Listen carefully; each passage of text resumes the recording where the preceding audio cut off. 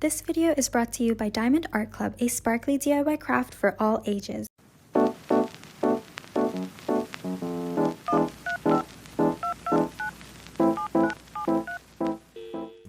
Welcome back to my channel. This is Chai, as you've seen from my previous videos.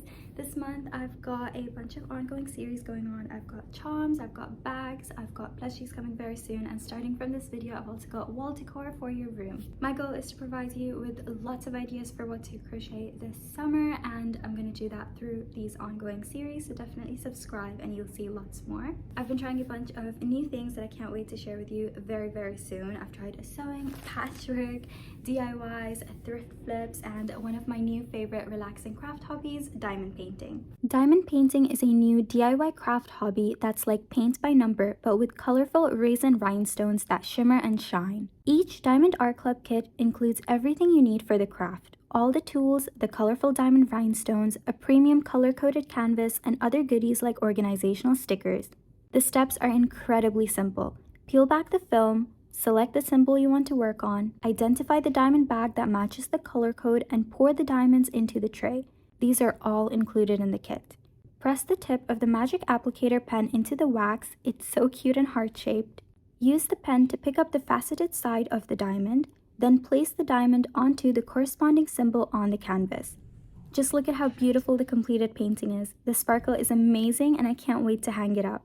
There are tons of designs to choose from, lots of different themes, and they're all officially licensed to support artists. I've been eyeing this painting, cats and books, it's so perfect for my room. You can save 20% off your first purchase with Diamond Art Club using the link in the description box and my discount code MAHAM20. One of my guilty pleasures is placing the diamonds one by one. I love the precision that I get when I place them exactly on the circle. It's so satisfying, it's so relaxing, and I've binge watched so many Barbie movies while doing this, and it was therapeutic hours well spent. To make the pixel grid wall tapestries, step 1 is to go on Pinterest. I've got a very handy pixel grid ideas board with over 200 free pixel grids for you to choose from. Scroll through the board, find some pixel grids that you like, and then you can go watch my how to crochet any pixel grid tutorial to crochet the pixel grid itself. Once you have the grids, you're ready to do the next step. Now the next step is optional. You can of course skip ahead to the next part, but what I like doing is making a neat little border of slip stitches around the sides of my pixel grids. So this is what the piece will look like without the slip stitch border. I don't quite like it, it looks a bit unfinished. So just to make it a little bit neater and to make it look a bit more finished, I'm just going to slip stitch all around the edges, and this is how to do that. So this is where I left off. I ended my pixel grid over here. To make the slip stitch border, you're just going to insert your hook through the edges of your piece and slip stitch. So just find where the edge of your piece is. Don't work this way, because then your slip stitch border will be on the back side and not the front side. So what you have to do is you have to work opposite to the direction that your hook wants you to go. So I'm just going to work over these stitches again. I'm going to insert my hook into that very first stitch, pull up a loop, and then I'm going to slip stitch like that. And I'm going to go ahead and slip stitch in every stitch.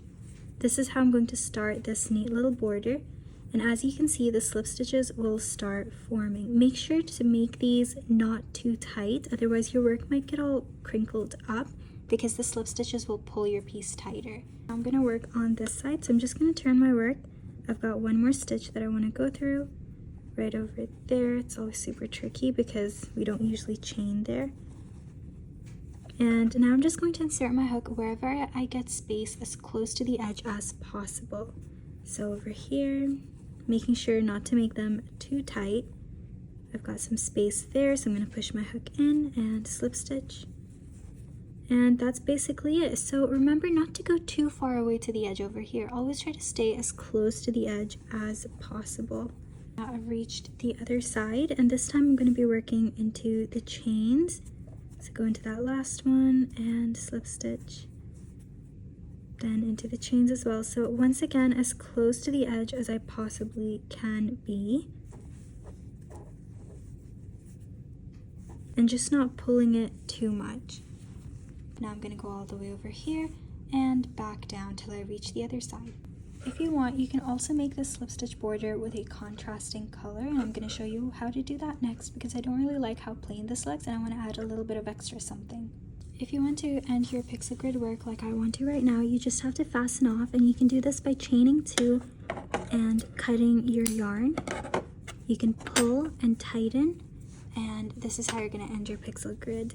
If you want to do the slip stitch border with a contrasting color, you can attach your yarn from the front side. So I'm going to insert my hook in the corner, get my pink yarn, slide it through, and now I'm just going to make a little knot to secure it in place, just so that there's no chance of the yarn unraveling. I'm going to insert my hook in, I'm going to pull up a loop like this, and chain 1. This chain will count as our first slip stitch. Now I'm just going to repeat the same steps that I was showing you before, just putting it through and slip stitching, putting my hook through and slip stitching, and it's going to give the same result. The only difference is that it'll be with a contrasting color for a little bit of more interest if you think that your piece looks a little bit too boring, or if it needs a little bit of extra something. You're just going to repeat the same thing that I showed you with the white, and you're going to slip stitch all the way across, all the way here, all the way down, until you come back right over here. Once you're done, you can fasten off. So once again, how I like to fasten off is just by chaining 2, then I get my scissor and I cut my yarn, and later on I just tuck these into the back of my tapestry. So I'm not a big fan of weaving things in. I'm just going to tuck it in using my hook. So I'm just going to take these ends, and then I take my hook and I grab onto a random loop that catches on my hook, and I just tuck it through the back. And since I'm going to be sticking this onto my wall, I'm not really worried about the ends at all. And that's what it looks like with a contrasting color border, and this is what it's going to look like with the same color border. Now there are a bunch of different ways that you can put your tapestries on your wall. What I'm going to be doing for this one is I'm just going to get some heavy double-sided tape. I'm going to put it on the back, and I'm just going to stick this up on my wall because it's a smaller piece and it's going to stick pretty easily. However, for bigger pieces like this, the tape won't exactly hold it up for too long. I don't want to have it falling down again and again. So what I'm going to do is I bought this small wooden stick. You might have seen these on other crochet wall tapestries. You can get these from any craft store, and I think they're available on Amazon as well. If I find any, I am going to put them up on my Amazon storefront, which is linked in the description box. So what I'm going to do, or what most people do for wall tapestries, is that they single crochet this around this wooden piece with their pixel grid, so it's attached. Then they take a piece of yarn and they make kind of like a hanging, and then they put a nail on their wall and just hang it up like that. But I don't want to put any nails on my wall, so I've kind of made these clay pieces. So I have these clay pieces over here that I'm going to paint, and I'm going to put varnish on them, make them nice and pretty. I'm going to be putting double-sided tape on the back of these clay pieces, and then use these clay pieces in place of the nail.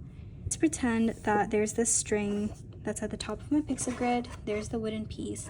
So right here at the top, I'm just going to take the clay piece, which has tape on the back, and I'm just going to stick it on the wall. So that's what's going to keep my tapestry on the wall basically. Now I'm going to show you how to single crochet around this wooden piece so you can attach it.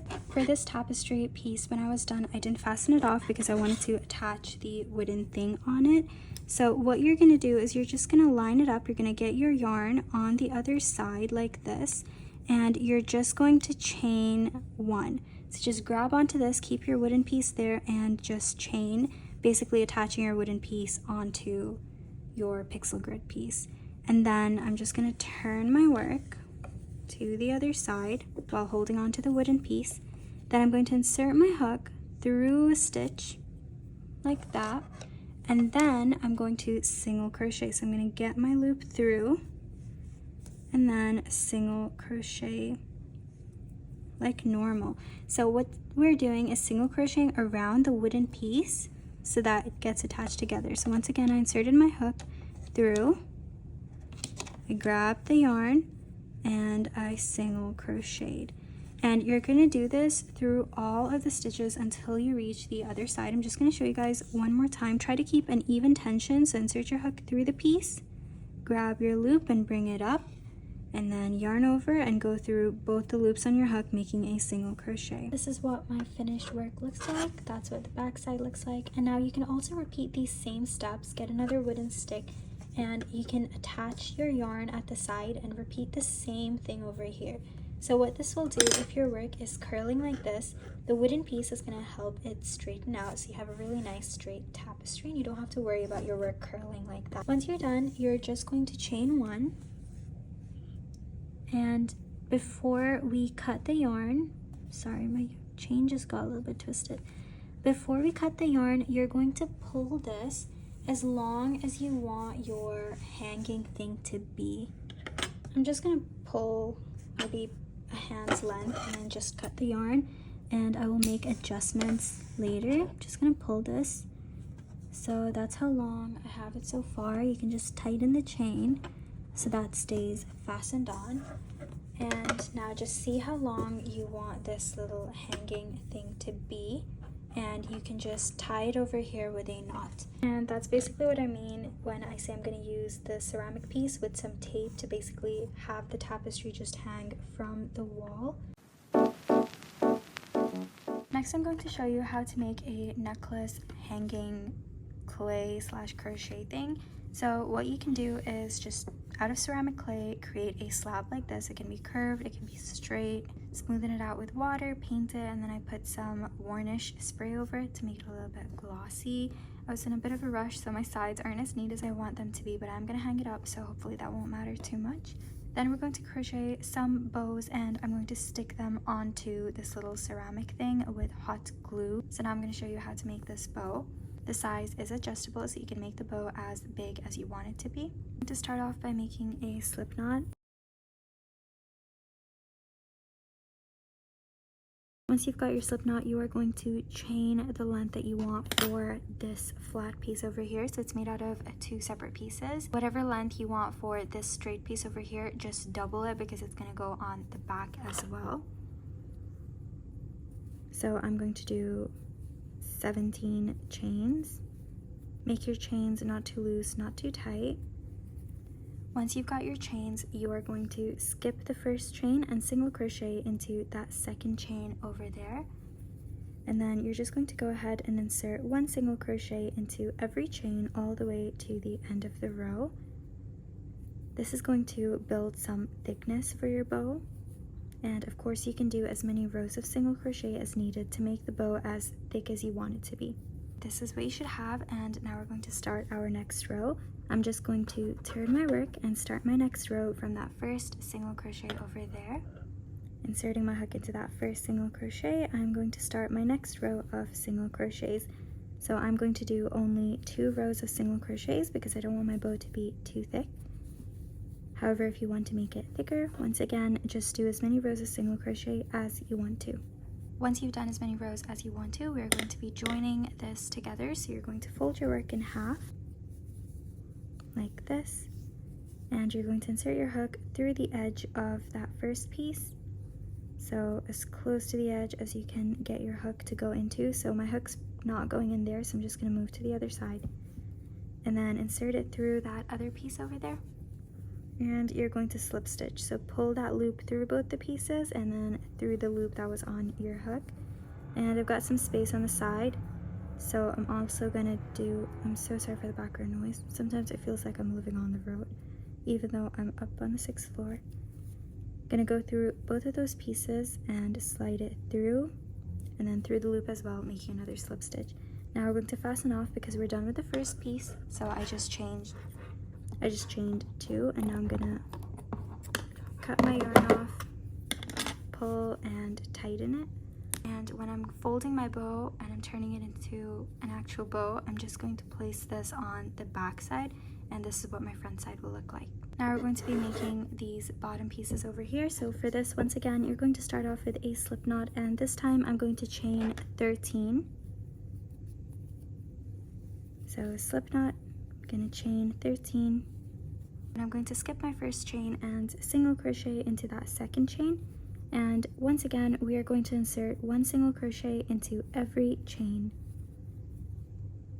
Now you should have 2 pieces. your bottom ends and then your single part. You're going to take this and you're going to fold it this way, making sure that the ends are equal, and you're just going to place it inside your piece like that. And then you can get your yarn end and you're going to wrap it through the middle. So I'm just going to take this and I'm going to put it in the middle of my bow. You know what, I am first going to get rid of all of these long ends. I'm just going to weave them in or tuck them in just so that my work is a little bit less messy. Alright, so that's a little bit better. I'm just going to take my end and place it in the middle. Hopefully you can see what I'm doing. Right there, and then I'm going to turn my work to the back so I can tie a really secure knot. So I'm just taking my ends over here and making a knot in the middle of my bow. And then you really have to tighten it. Make sure it's in the middle and really tighten it as much as you can. And then before you tighten it completely, just adjust it, making sure that it does stay in the middle of your bow and isn't tilting to one side like mine is right now. You're just going to double knot it, but your first knot has to be really tight, otherwise your second knot isn't going to do anything.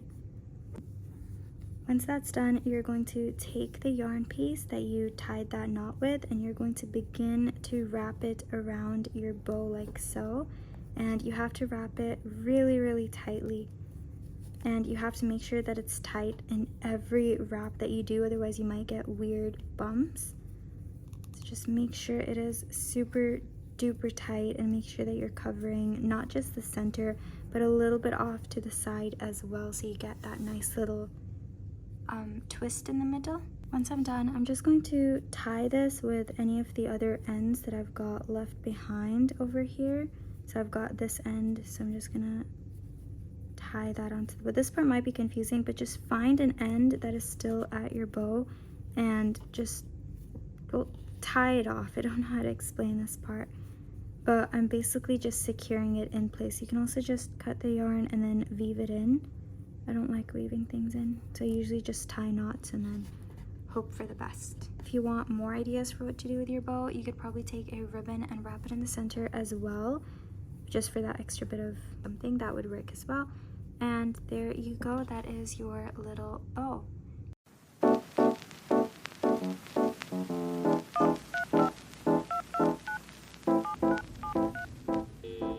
To make the heart hanging, you're going to crochet 2 hearts and then lay them wrong sides facing each other. To make these hearts, you can follow my heart cushion tutorial. I did from round 1 to 7, but this is completely customizable and you can follow up till rounds 12 with the written pattern and make your hearts hanging bigger or smaller. Once you have 2 heart pieces and you've laid them with the wrong sides facing each other, we're going to make a bobble stitch border. Make sure that your stitches are lined up, corner is lined up, the points are lined up, and then insert your hook from where you want the border to start. So I'm going to leave this part empty because I don't want it to touch this part of the heart. I'm going to start my borders from over here and work all the way down. Then get your hook and insert your hook through the 2 stitches, and then you're going to get the yarn that you want to make the border with. You can of course do this with a contrasting color. Make a little loop with it and you're going to slide this through, and then you can chain 1, and in the next stitch we're going to start our border. So I'm going to be working over this. To make a bobble stitch, it's basically going to be 5 half completed double crochets.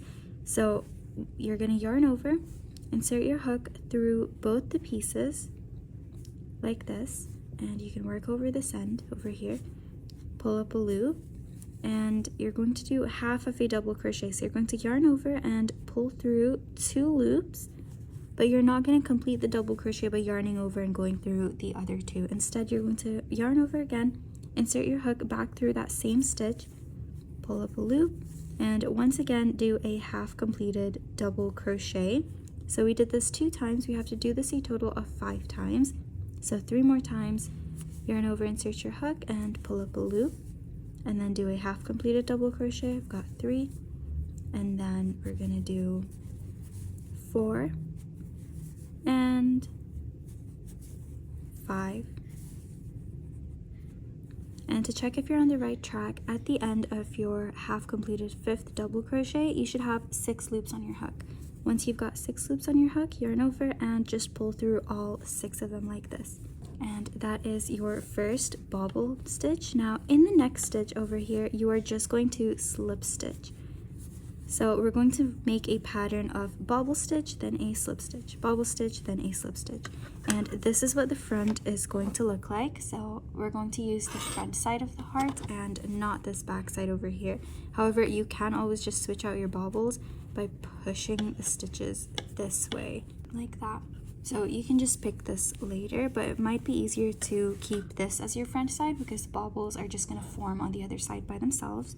We're going to repeat what we just did into the next stitch. So remember 5 half completed double crochets, and you always have to insert your hook through both the pieces and through the stitches. So that's 1, oops, don't go through them. So remember, you should have 2 loops left on your hook after your first half completed double crochet.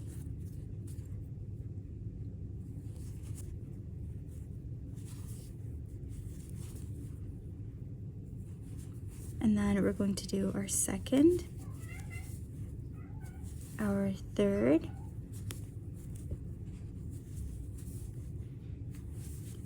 fourth, and fifth. So make sure you're always inserting your hook through the stitch. Don't go through these other holes that might form. And then once you have 6 loops on your hook, yarn over and pull through all 6 of them. And in the next stitch, you are going to slip stitch. So make sure that your stitches are lined up and slip stitch really tightly. Don't make the slip stitch too loose. And that's what it's going to look like. Now you're going to repeat this pattern all the way till you reach the other side over here. If you don't like the look of this border, you don't have to do bobble stitches. You can just attach your yarn and slip stitch all the way to the other side. Once you're done, this is what your heart is going to look like. You're going to have this really pretty border around your heart. So I stopped in about the same place that I started on the other side. Now we're going to work on making the handle. So the way we're going to do it is we're going to chain the length that we want for our handle, slip stitch back here, and then single crochet across that chain. Now if you want a really thin handle, then you're just going to chain, slip stitch, and you can end your work there. Or if you want it to be a little bit thicker, then you can single crochet all the way back across just to make it a little bit wider. So to start the strap, what I did is I chained over here in that next stitch after doing my bobble stitch, and now I'm just going to chain the length that I want for the handle. Make sure that these chains are not too tight, that you keep an even tension. Once you have the chain length that you want, just straighten your chains out to make sure they're not twisting or anything. Either you turn your chains to the front side or you turn them to the back side. And then when you've got your chains all sorted out and straight, you're going to insert your hook back through the heart, so wherever you can find space, and you're going to slip stitch to join this back in. Alright, and there you have your little handle. Now if you don't like how thin this is, there are 2 things that you can do. So the first thing to make it a little bit thicker is to single crochet in every chain. So you're just going to insert your hook through the chain and single crochet. And what this is going to do is it's going to make your handle a little bit wider. And of course you can do as many rows of single crochet as you want. So once you reach the other side, you can go back again, single crochet on top of your single crochet row that you just made. However, if you don't like how thick this is, if you don't like the look that this is giving, but you still want to make your strap a little bit thicker, there's another thing you could do. You could just slip stitch. What this is going to do is make your chains tighter and just make your handle a little bit thicker. So those are the 2 things you could do. You could either just slip stitch in all of the chains, or you could single crochet. So decide whichever one you want to do and do 1 in every chain until you reach the other side. I decided to slip stitch across the chains. This is what your work is going to look like as you're slip stitching, just a little bit thicker than your chains and a little bit sturdier as well. I insert my hook through these 2 top loops and working into the chain. So not just the one at the top, I go through both of these over here. So this is 1 chain over here. I go through that little hole right over there. And slip stitch, making sure that my slip stitches are even, not that one is too tight and one is too loose. Once I was done, I slip stitched back over there, and then you can fasten off. So whenever I fasten off my work, I like to chain 2, and then I just get my scissor and cut, pull, and tighten. Now, when you're stuffing your heart, I would recommend filling it with either stuffing, or I'm using tissue papers because I don't have stuffing right now. Fill it with some stuffing of some sort, even cotton balls would work, just to help the heart maintain its shape at the bottom. And then once you've stuffed it a little bit, then you can fill in your flowers, you can put in your hooks, whatever else you want your heart to hold. There you have your little heart hanging.